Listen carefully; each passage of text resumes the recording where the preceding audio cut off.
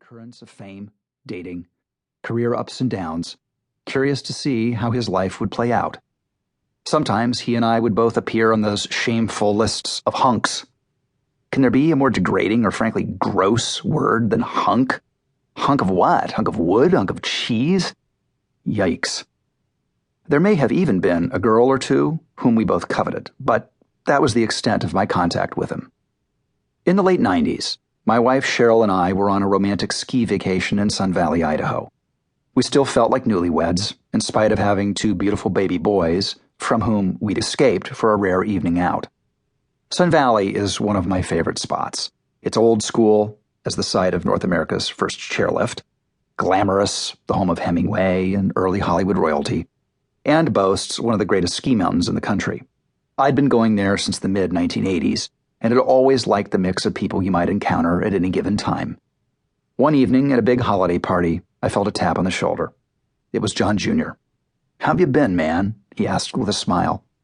I introduced him to Cheryl. He congratulated us on our recent marriage. After a while, Cheryl went off on her own, leaving the two of us alone in the corner, watching the party move on around us.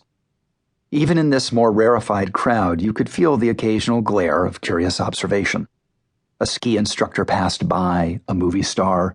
A local ski bunny brushed by John and flipped her hair. "How do you do it?" he asked, so low against the buzz of the party that I couldn't quite hear. "I'm sorry? How do you do it?" he repeated. "I mean, how did you settle down? You, of all people." I looked at him and he was smiling, almost laughing, as if covering something else, some other emotion I couldn't quite discern. At first I thought he might be gently poking fun at me. Up until my marriage, my life had been publicly marked by a fair number of romances, some covered with great interest in the papers.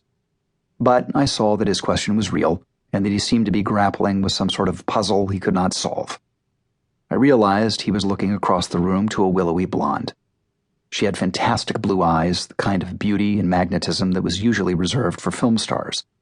She was standing next to my wife, Cheryl, also a blue-eyed blonde with a beauty and presence that made her seem as if a spotlight and wind machine were constantly trained on her. I put two and two together. "Looks like you have a great girl. And that's half the battle right there. She's obviously amazing, and if she's your best friend, marry her. You can do it. Don't let anyone tell you can't, that you're not ready or not capable. Come on in, man. The water's warm. I'm here to tell you it is. If she's your friend, in addition to all the other stuff, pull the trigger. Don't let her get away. You never know what life will bring." I think he was a little taken aback by the passion of my response. I'm not at all sure what he had expected me to say, but he asked, so what the hell? John nodded, and we went on to other topics. The next day, we met to ski on the mountain. He snowboarded, ripping down the face fast and free. But the weather was turning, and a whiteout was upon us. In the snow and speed and the wind, we were separated. I looked up over the ridge, and he was gone, lost in the clouds. John did marry his blonde, his Carolyn. I was glad for him, and thought about sending him a note, but somehow I didn't. Of all my character flaws, and there are a number of them, procrastination is my most distinctive. Instead, I wished him luck, children, and the longevity of love with one of my non-alcoholic beers as I watched the coverage on Entertainment Tonight. As a huge political junkie and unabashed admirer of our country, I was a huge fan of his brainchild, George Magazine. When someone finally stopped asking celebrities appearing on its cover to pose in those George Washington wigs, I thought, okay, they're rolling now. The end of the century approached. The 90s were a time of building for me.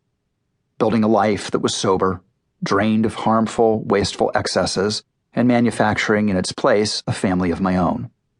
This was my priority through the decade, and that work continues to pay off today with the love of my sons, Matthew and John Owen, and the constant gift of the love of my wife, Cheryl. Where the 80s had been about building a career, the 90s ended with my having built a life. By the end of the decade, my career was very much in flux, just as it had been at the end of the previous one. I had had some successes in the 90s, always made money, but the truth was I was like a man pushing a boulder up a hill. A huge, heavy, difficult boulder made up of some career mistakes, projects that didn't meet expectations, and 20 years of being a known quantity. And not only not being a new sensation, but something worse.